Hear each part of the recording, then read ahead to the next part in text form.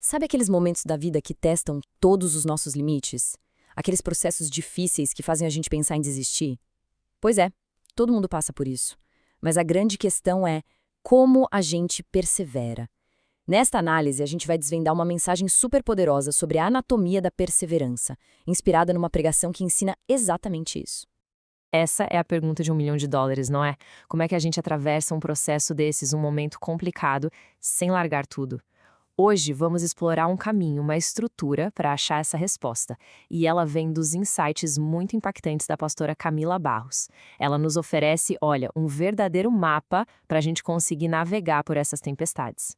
Então, para a gente entender como transformar uma luta em crescimento, dividimos essa jornada em 5 princípios que são essenciais. Pensa neles como 5 passos fundamentais no caminho da perseverança. Vamos lá, vamos começar? Ok, vamos para nossa primeira sessão. Tudo começa bem aqui, no ponto de partida de qualquer desafio. A verdade é que todo processo se inicia com uma escolha. Uma escolha fundamental entre duas posturas: agir ou ficar parado. E a escolha basicamente é essa, bem direta ao ponto. De um lado, a gente tem a atitude de dar um jeito, sabe? Aquele esforço que bota a gente para frente, que convida a mudança. Do outro lado, tem o dar uma desculpa, que é a inércia, aquilo que mantém a gente exatamente onde está. Uma atitude impulsiona, a outra correnta.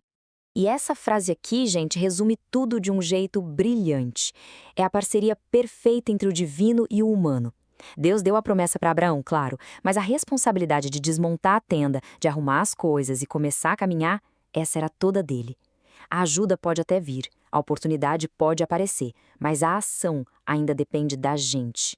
Mas só decidir agir, convenhamos, não é o suficiente para manter a gente firme na jornada, né? Então, o que de fato nos move para frente?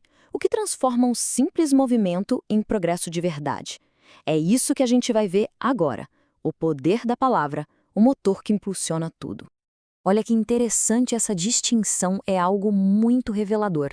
Lá no relato de Gênesis, o Espírito de Deus já se movia, já estava ali. Mas a criação só começou a tomar forma, só virou realidade quando Deus falou. Ou seja, o potencial estava lá, mas foi a palavra que deu o start, que ativou a criação. E aqui a gente vê a diferença crucial entre movimento e progresso. O pai de Abraão, Terá, tinha os recursos, tinha um destino claro em mente, mas se perdeu no caminho. Já o Abraão, por outro lado, tinha poucos recursos, um caminho super incerto, mas ele se agarrou a uma palavra, a uma direção. Isso mostra pra gente que ter um propósito claro é muito, mas muito mais poderoso do que ter um caminho claro. Certo. Então, se a gente já tem a ação e o propósito, como é que se aguenta a jornada, que muitas vezes é longa e bem difícil? A chave aqui é uma virada de chave completa na nossa mentalidade. A gente precisa aprender a celebrar a jornada, a encontrar valor nela muito antes de chegar no fim. Vamos pensar no processo da criação. A cada dia, a cada nova etapa, Deus fazia uma pausa. Ele parava para reconhecer e para declarar que aquilo que tinha sido feito era bom. Ele não ficou esperando tudo ficar perfeito, não. Só lá no final, com a obra completa, é que ele olhou e disse que era muito bom. E tem uma lição gigantesca nisso pra gente. E a lição é essa aqui, e ela é poderosa. Não podemos esperar o processo acabar para começar a celebrar.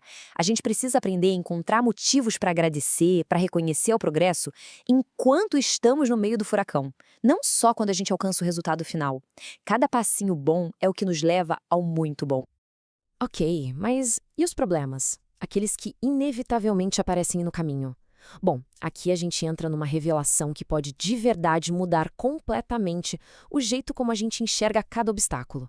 Acredite, a solução já existe. Esse conceito traz uma paz, não é? A ideia de que no exato momento em que a gente percebe que tem um problema, a solução para ele já está sendo preparada em algum lugar. E a fonte original nos dá um exemplo perfeito disso. Primeiro, a gente vê que Deus identifica o problema, a solidão de Adão.